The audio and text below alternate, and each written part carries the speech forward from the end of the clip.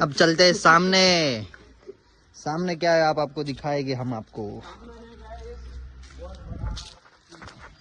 आए राम।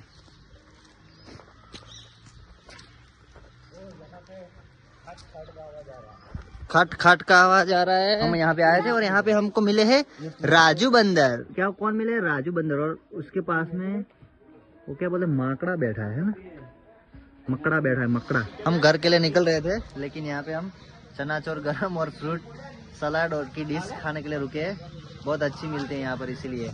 जयेश भाई अच्छी है ना? वो बहुत अच्छी है बच्चों, बहुत अच्छी है। जयेश भाई ने खाई। मस्त भी हुए भाई ना।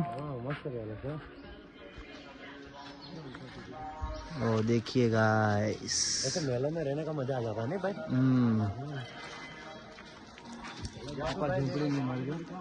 तो अब हम निकल रहे हैं घर के लिए और मिलते हैं आपको। अगर रास्ते में कुछ दिखने लायक चीज दिखी तो हम आपको दिखाएंगे।